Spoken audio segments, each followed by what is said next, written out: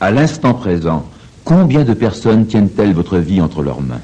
À combien faites-vous confiance pour ne pas disparaître dans les minutes qui viennent? Vous êtes en voiture, par exemple. Vous comptez que les autres automobilistes ne vont pas se jeter sur vous. Vous faites confiance aux ingénieurs qui ont calculé les ponts et aux ouvriers qui les ont construits. Vous faites confiance à des milliers de gens.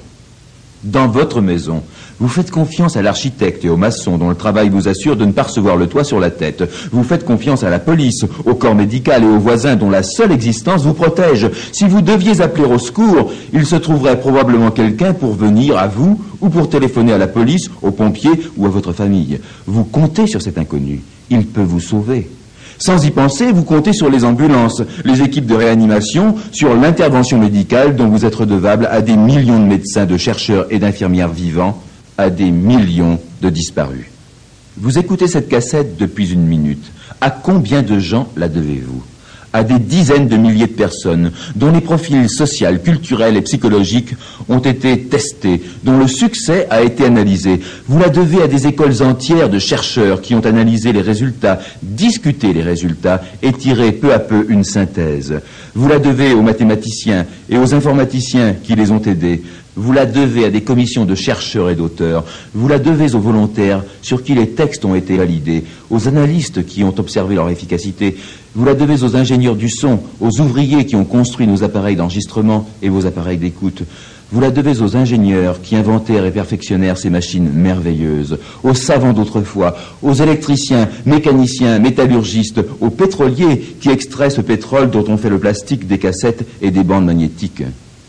Et avant, quelqu'un a bien dû trouver le gisement. D'autres hommes ont transporté le pétrole vers vous, en bateau, puis en train. Et pour ce transport, quelqu'un a dû inventer les bateaux et la roue. Et tous ces millions de gens ont dû manger les fruits de la terre, manger la chair des animaux qui eux-mêmes avaient dévoré de l'herbe ou d'autres animaux. Cette herbe avait poussé grâce au soleil et à la pluie. Vous ne vivez pas seul. Vous êtes lié à l'univers entier, lié par chaque cellule de votre corps, où fourmillent des micro-organismes multiples. Ils vous permettent de survivre. Vous êtes interdépendants, en relation avec l'humanité et le monde entier. Dans votre réussite actuelle, vous êtes également solidaire des millions d'hommes qui vous ont aidé, vous aident et vous aideront. La plupart sans le savoir, mais certains en le voulant absolument. Cette aide qu'ils vous apportent est vitale. En vérité, l'aide principale, ils ne la donnent pas, ils la rendent. Ils veulent être appréciés, respectés, aimés, ils veulent être utiles. Oui, tous les humains, le barman, le chauffeur de taxi, votre secrétaire, votre patron, votre ouvrier, votre femme, votre mari, vos enfants. Tous, ils ont besoin que vous les preniez au sérieux. Et alors, par la simple loi d'action et de réaction, ils vous le rendent, ils vous prennent au sérieux, ils vous grandissent à leurs yeux et donc aux vôtres. Mais vous devez commencer par donner. Ne renouvelons pas l'illusion du trappeur perdu dans le blizzard glacé. Il arrive à une cabane et se précipite vers le fourneau éteint. Il dit au fourneau, « Je suis épuisé et transi. Donne-moi vite de la chaleur qui me manque, et quand je serai réchauffé, j'irai ramasser ce bois qui te manque à toi. » Pour recevoir la chaleur de votre semblable, commencez par l'alimenter. Voici la recette, elle est simple. L'homme en face de moi, je le considère comme le plus important au monde à l'instant présent. Le plus important, même s'il se révèle désagréable. Il est le plus important car il est une partie de ma vie actuelle. Il est 5 minutes de ma vie, ou 5 heures. Je peux apprendre quelque chose de lui, ou du moins grâce à lui. Je peux construire grâce à lui. Le prendre au sérieux n'implique pas que je sois nécessairement d'accord en tout. Peut-être dois-je discuter avec lui, même m'opposer, mais il demeure le plus important pour le moment. Il est le partenaire des 5 minutes présentes de ma vie. Cet homme qui accapare votre présent et infléchit votre avenir, vous coopérez avec lui. Comment amorcer la coopération? Par une bonne compréhension, par un langage commun. Mais quel langage? Combien de mots sait-il et savez-vous? Quelques milliers. Combien de gestes, d'expressions et d'intonations comprend-il? Quelques dizaines de milliers. Pensez au cinéma muet d'autrefois. Tout le monde comprenait parfaitement les sentiments exprimés et même les intentions. L'homme le plus important du monde. Commencez par communiquer avec lui, grâce aux expressions de votre visage, à votre sourire bienveillant, à votre air attentif, à l'intérêt exprimé par vos yeux, par votre personne et par votre attitude. Ainsi allez-vous émettre un message beaucoup plus éloquent que vos allégations verbales. Un message qui s'adresse à l'émotivité. Ne dites pas à votre interlocuteur qu'il est le plus important du monde, il rira. Montrez-le lui, il comprendra. Un auteur a écrit « Ce que vous êtes crie si fort que j'entends à peine ce que vous dites. » Un visiteur entre dans mon bureau. Que vais-je dire? « Ah, vous voici !» Et je manifeste ma joie de le voir. « Ah, vous voici !» Et je lui montre combien je suis fâché de son retour. « Ah, vous voici !» Et mon ironie supérieure trahit le peu d'intérêt que je porte à sa visite. En vérité, il existe 36 manières de dire « Ah, vous voici !» Pensez par exemple à la voix de votre mère quand elle accueillait ses enfants avec amour. « Ah, vous voici !» Vous voyez combien l'intonation charge le message d'un sous-message beaucoup plus révélateur. Le sous-message peut contredire ou même anéantir le message. « Oui, oui, je t'aime » signifie « si seulement tu pouvais disparaître ». Les gestes et les intonations forment notre référence humaine commune. Mais il n'en est pas de même pour les mots. Ceux que vous prononcez sont déclenchés par une image dans votre tête. Dans celle de votre interlocuteur, ils font naître une autre image. Quand vous lâchez le mot « train », il ne voit pas le même train que vous. Quand vous risquez des mots abstraits comme liberté, communication, manipulation, autorité, le passé des gens qui vous entendent vient charger ces termes d'un sens qu'ils n'avaient peut-être pas pour vous. Telle est la cause première des malentendus. Telle est la raison d'ajouter à un mot pourtant clair une explication commençant par « je veux dire ». Oui, vous avez voulu employer ce mot dans un sens vrai, vrai pour vous, mais que les autres personnes pouvaient colorer d'une signification différente. En précisant vos propos, vous en grandissez la puissance et finalement, vous travaillez dans le sens de votre succès. Toutes vos entrevues méritent la même compréhension. L'homme que vous allez voir dans une heure est sans doute beaucoup plus important pour votre vie et votre succès qu'une célébrité croisée par accident. C'est lui qui, dans quelques instants, deviendra le plus important du monde. C'est avec lui, et pour votre bénéfice, que vous voudrez améliorer le contact. Alors, quelques recommandations. Écoutez-le avec attention, même s'il dit des choses peu admissibles. Ne laissez pas votre esprit divaguer. L'homme mérite vos égards, et ce qu'il vous apprend le mérite tout autant. S'il le faut, répétez et demandez « Ai-je bien compris? As-tu voulu dire ceci ?» Répétez les mots qu'il a employés et qui, dans son esprit, sont connectés à des images et des émotions particulières. Posez des questions sur les raisons et les buts de la conversation. De quoi s'agit-il et pourquoi en parlons-nous? Ne lâchez pas la bride à des émotions négatives. Ne vous échauffez pas. Restez calme. Si vous portez un jugement, prudence. Ne dites surtout pas « c'est mauvais ». Comme une vérité absolue. Soyez honnête et préférez « je trouve ça mauvais ». Alors vous apportez à la discussion une contribution irréprochable. « C'est mauvais » ne correspondrait qu'à une prétention personnelle sans preuve. Évitez les abstractions. Si le mot « train » n'a pas tout à fait le même sens pour tout le monde, qu'en est-il de justice ou de stratégie? Complétez les expressions abstraites par des exemples et des explications. Et puis faites des dessins. De simples schémas, des ronds, des carrés, des triangles, réunis par des flèches. Ils rendent tangibles les étapes de votre raisonnement. Ils éclairent ses liaisons et sa logique. En vérité, c'est vous qui le rendent clair et convaincant. Ils vous permettent de frapper l'entendement et la mémoire. Tout votre discours devient utile, car il se transforme en succès. Ce personnage que vous rencontrerez dans quelques minutes, ce personnage est-il l'envoyé du hasard? Bien sûr que non, même si vous ne l'avez jamais vu.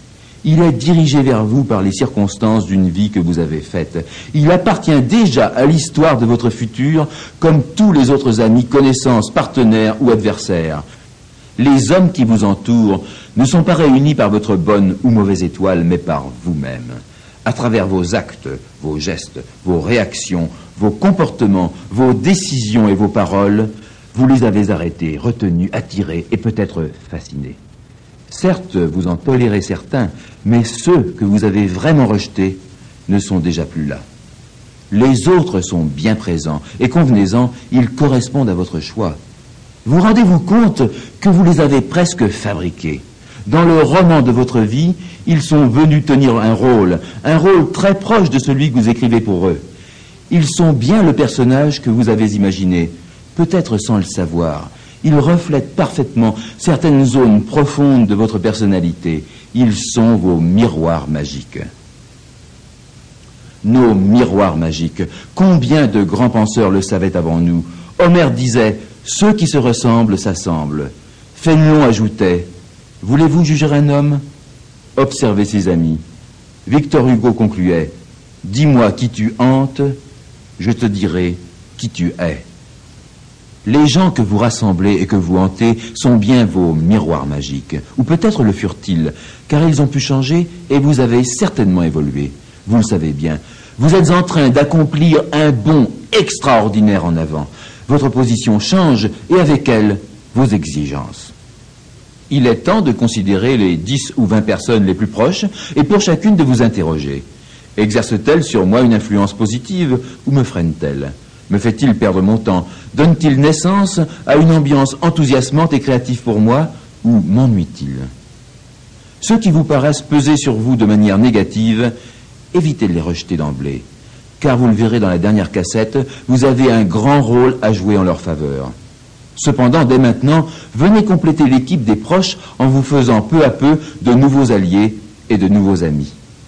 Mais comment se fait-on des amis? D'une manière très simple, en étant amis. Une personne vous semble-t-elle rayonner de chaleur positive? Vous plaît-elle? Souhaitez-vous la faire entrer dans le cercle de vos miroirs magiques? Alors décidez que vous êtes son ami. Elle deviendra le vôtre presque nécessairement. Avez-vous remarqué à quel point les sentiments de méfiance ou d'inimitié sont réciproques? Combien de fois disons-nous à propos de quelqu'un « il ne peut pas me voir et d'ailleurs je lui rends bien ». En vérité, les sentiments d'amitié le sont plus encore. En décidant de vous attacher quelqu'un par l'amitié, quelles attitudes et quels comportements bouleversez-vous? Eh bien, vous transformez deux personnes, lui et vous, de manière à peine croyable. En premier lieu, vous lui faites le cadeau le plus précieux pour lui, un homme parmi les hommes. Vous lui offrez de l'intérêt et rien à ses yeux n'a autant de prix. Vous vous intéressez à lui et à ses projets. Ensuite, vous lui fournissez des idées qui viennent le confirmer et le grandir. Vous vous intéressez à sa réussite. Vous apportez la contribution de votre réflexion et de votre savoir, de votre enthousiasme. Ces deux premiers trésors positifs, l'intérêt et les idées exaltantes, vous les cimentez par l'évidence de votre droiture. Il faut que votre partenaire sache à n'en pas douter que vous ne le trahirez jamais. Comment le lui communiquer? Mais par votre attitude, encore une fois. Une personne comme vous, dont la réussite est construite sur des méthodes succématiques, n'a rien à gagner à de médiocres trahisons. Et ça se voit, ça se devine.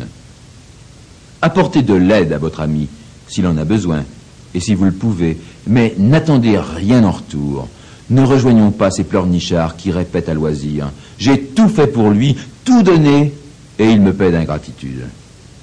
L'amitié ne s'achète pas. L'aide ne représente pas une condition nécessaire à la naissance d'une amitié. Elle vient, en plus, comme une conséquence et non une cause. Même quand vous prêtez de l'argent à un ami, ne pensez pas trop à revoir cet argent. Peut-être le remboursement viendra-t-il, peut-être pas. De toute manière, votre amitié a plus de prix que votre argent. Combien d'amitiés se sont brisées par la faute d'une attitude mesquine envers l'argent prêté? À votre ami, vous tendez à votre tour un miroir magique, vous-même. Il doit y lire un reflet lumineux de sa personne, un reflet honnête et bienveillant. Ce reflet, cette appréciation, cette bienveillance sont une grande condition de l'amitié. Les gens aiment les gens qui les aiment. Les gens aiment aussi les gens qui leur ressemblent. Votre ami vous ressemble. Vous le connaissez bien, car vous vous connaissez vous-même. Croyez-vous lui faire confiance? Au fond, vous faites confiance à vous-même. Vous faites confiance à votre choix.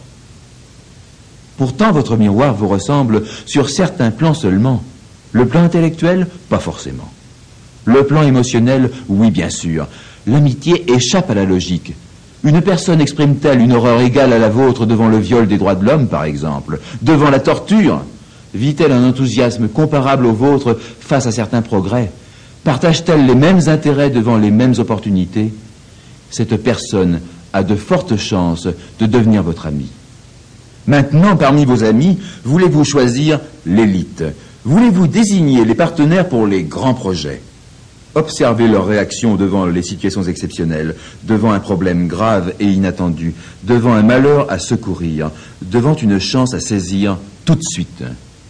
Si vos réactions se ressemblent et si vous éprouvez des émotions similaires et le même besoin d'intervenir, alors vous tenez un partenaire exceptionnel. La ressemblance se confirme-t-elle au niveau du savoir, des capacités intellectuelles et des compétences? Sans doute pas. À ces niveaux, recherchez plutôt la complémentarité. Enfin, parmi la fine fleur des amis et partenaires potentiels, élisez les esprits positifs. Ceux-là aimeront construire avec vous, ceux-là grandiront avec vous, ceux-là vous aideront à grandir vous-même et à élargir votre réussite. Les amitiés positives ne sont pas les seules. Combien d'autres reposent sur un amour commun des paroles vides, des cancans et des critiques? Pourquoi pas? Mais ce genre d'amitié, le croyez-vous pour un succématicien? Si notre ami critique devant nous un autre ami, sachons qu'il nous critique aussi en notre absence. De cette faiblesse, nous pouvons sourire. Beaucoup plus sérieux, son goût de la critique nous propose une interrogation sur nous-mêmes.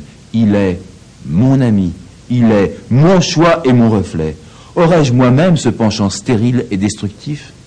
Bien au contraire, n'acceptez jamais que quiconque se permette devant vous des insinuations ou des racontards sur votre ami. Quoi qu'il en coûte, défendez-le. Donnez votre parole en sa faveur, portez-vous garant, et si vous hésitez, souvenez-vous que vous défendez votre reflet, c'est-à-dire vous, votre choix. L'amitié veut cette fidélité. Votre amitié veut de tels gestes. Elle veut même un certain cérémonial, les invitations et les échanges de cadeaux, non pour la valeur de l'objet, mais pour le message qu'il exprime. Aimez-vous recevoir des cadeaux? Oui, bien sûr, comme tout le monde. Un présent réveille toutes sortes d'émotions heureuses que vous gardez depuis l'enfance. Et puis surtout, il dit clairement, vous êtes quelqu'un d'important pour la personne qui m'a choisi en pensant à vous. Pensez-vous à faire des cadeaux fréquents? Vous servez-vous des cadeaux? Les femmes, beaucoup mieux que les hommes, comprennent leur puissance symbolique. Malheureusement, beaucoup d'hommes oublient la nécessité et le charme d'un tel cérémonial. S'ils y pensent en faveur des femmes, une pudeur leur interdit cette libéralité vis-à-vis des hommes. Pourquoi ne pas donner un livre dont le sujet confirme le sens d'une discussion tenue avec un autre homme? Pourquoi pas un disque, un article découpé dans un journal? Les cadeaux qui échappent aux conventions des étrennes et des visites, les cadeaux inattendus, scellent une sorte de pacte et l'amitié grandit beaucoup à ces gestes un peu secrets. Elle devient capable de résister aux orages, elle devient indéfectible. Un homme disait à son avocat et à celui de son ami avec qui il était en procès, « Battez-vous, messieurs, pour savoir qui de nous deux a raison. Pour moi, perdre le procès fera une défaite dérisoire comparée à la fin d'une amitié. Mais si je gagne, nous aurons une occasion magnifique d'arroser ça. »